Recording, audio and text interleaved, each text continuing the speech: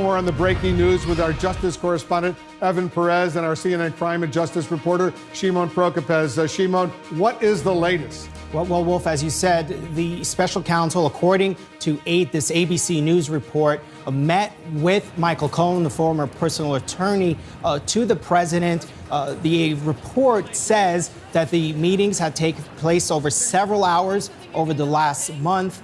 Certainly could spell more trouble for the president, who just within the last few weeks saw his former campaign chairman cooperate with the investigation. Now, according to this report, Wolf, the special counsel asked the former Michael Cohen, the former personal attorney, about dealings that the president had with Russia, asking questions about possible collusion, other dealings. And the other thing significant here, which would go to the obstruction investigation, is whether or not Michael Cohen was promised, either through the president or someone else, any kind of a pardon. So certainly this could spell more trouble for the president and would be a significant move here for the special counsel if, in fact, they did meet with him and did interview him for their investigation.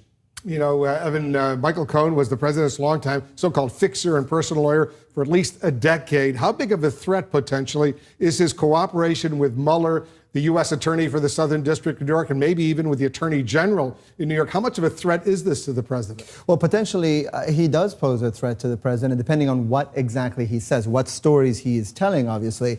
Look, again, we haven't confirmed this report. This is an ABC report. We've reached out to the special counsel. We're reaching out to Michael Cohen and his team to try to see what they'll tell us. But look, we know that for many years, Wolf, that Michael Cohen was, as he described, the president's fixer. He said he was willing to take a bullet for the president, and now suddenly he's going in to talk about the president's dealings with Russians, which obviously is something raises questions about whether what he's talking about the president's business, which the president has identified as a red line, something that he believes investigators should not be touching as a result of this investigation. We'll see what Mueller ends up doing with any of this information, but certainly, as this ABC report says, there are other agencies that are also involved, including, as you mentioned, the state of New York Attorney General and the prosecutors there in New York that are still looking at some of the other issues around Michael Cohen and the Trump organization. I asked Michael Cohen's lawyer, Lanny Davis, for comment to this ABC story. He said, quote, Lanny Davis, attorney for Mr. Cohen,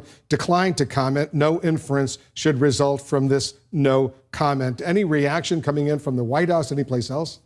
Well, we've talked to people close to the president, and one of the things they immediately said was they're not surprised. They expected that Michael Cohen would probably at some point talk to Mueller, despite all the fireworks that Michael Cohen has caused as a result of his plea deal. But they also expressed that they don't think it's a big deal for the president. They are confident, they say, that Michael Cohen does not have anything to harm the president. Of course, that's what you'd expect the Trump team to say, but you have to think that they are looking back at everything that Michael Cohen was involved, especially because he was so close to the president for many, many years, the keeper of a lot of his secrets. You have to be prepared for whatever eventuality might come from this. So what assuming this ABC story is correct, what does Cohen get from all of this cooperation? Even though he's... By the way, I want to show our viewers, these are live pictures coming in from Joint Base Andrews outside of Washington, D.C. This is in Maryland. The president just landing on Marine One from the brief little flight from the South Lawn of the White House. He's about to board Air Force One on a flight to Las Vegas. He's addressing political rally there later tonight. But go ahead, Shimon. Look, even though he's pleaded guilty, he's not cooperating, he hasn't been given any kind of a cooperation agreement, there could come at a time during his sentencing, which is scheduled to be in December, that the special counsel or maybe even the attorney general in New York, the New York State Attorney General, decides that his cooperation was fruitful. They were able to learn things, they were able to pursue investigations, take action as a result of this information.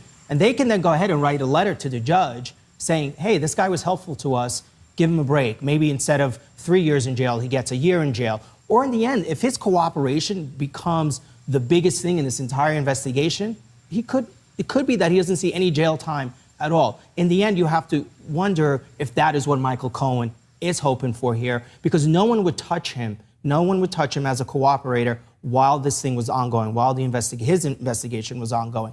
Now that he's pleaded guilty, he's facing jail time, they don't have to worry about his credibility as much. They've never made any promises to him. But in the end, he could get something. He himself has said he's doing this. He wants to cooperate for the good of the country, for his family. He wants to do the right thing.